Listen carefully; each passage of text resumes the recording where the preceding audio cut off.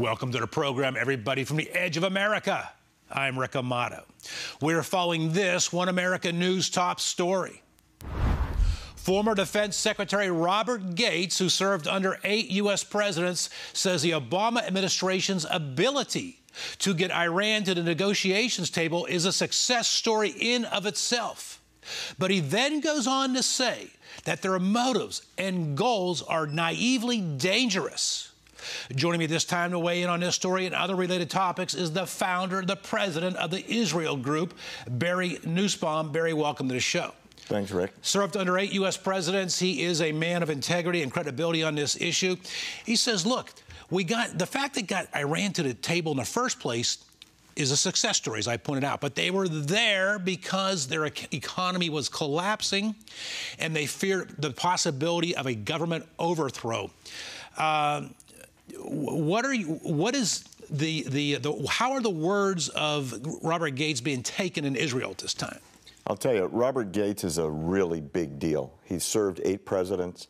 When a man of his background and experience in Washington, relating especially to American defense, speaks, the White House ought to listen, and certainly the rest of the world listens. I agree with you. Now, you know, he is offering some insight here that we've not heard elsewhere, and that is the motives of the White House. He says, he didn't use these words, I'll use them. He says that the motives of the Obama administration are noble. They believe that they can bring Iran into the international community by showing Iran, look, we'll lift sanctions. All you have to do is play the game fairly. And he says that's extremely naive, extremely dangerous to take that point of view. Those sanctions should be lifted only after the regime shows they are adhering to the agreement. Your response? Yeah, I couldn't agree with him more. It's ironically, Rick, it's the exact same speech that Bibi Netanyahu gave to the joint session of Congress a couple months ago. Very good point. And You're right. He came to America and he said, look, the goal is a noble goal. Let's keep Iran from getting nuclear weapons and bring them into the international community, but don't give them everything they're asking for without having them pay a price of admission. And Netanyahu was criticized and ridiculed by many on the left, saying he's a warmonger.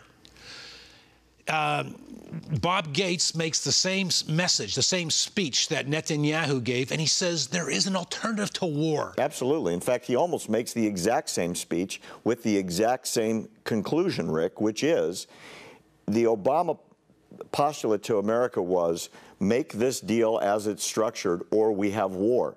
And what Netanyahu said is identical to what Bob Gates is now saying. No, go to the tack that brought Iran to the table to begin with, which is a tough sanctions put on Iran's economy until such time as they become fair players, which means you're not enriching uranium, you're not sponsoring terrorism, you let the international community in, you start honoring the agreements you've signed over the last 15 years, which they've breached all of them. You don't say, well, okay, now, since you promised, we're going to take the sanctions off. Now, since you've promised, we don't have to inspect everything. And now, since you promised, here's billions and billions and billions of dollars so you can survive as a government. All right, another key point that Robert Gates makes that I've not heard made and had never occurred to me until I listened to his comments. He said, look, in the real world, it doesn't work what President Obama is proposing to us publicly, and that is you put sanctions on, you take them off, you put them back on, you take them off based upon their behavior. No, you don't just snap a finger and take them off. It is a process. You either leave them on and leave them there until they prove to be good citizens, true to their word, and then you phase them out. You don't put them on and off. The real world doesn't operate that way. Well, ironically, Rick, what the president said in the Rose Garden speech was that sanctions won't come off until they comply, and that there'll be unfettered, complete inspections of all sites. Both of those key points, as Robert Gates points out, if they're not in the deal, there isn't a deal. If we can't inspect everywhere, there is no deal. If the sanctions come off in the beginning, putting them back on, as Robert Gates says, they don't snap back. That's impossible. Well, let me ask you, Barry. It's not, we keep focusing on President Obama in the U.S., but we all know it's not. There's a consortium of European nations here plus Russia. Why do you suppose so many world leaders are also so motivated to jump in on what appears to and be a part of what appears to be very flawed logic? It's money. It's money that derives from the oil business. Don't forget, Iran has been a pariah in the international oil trade.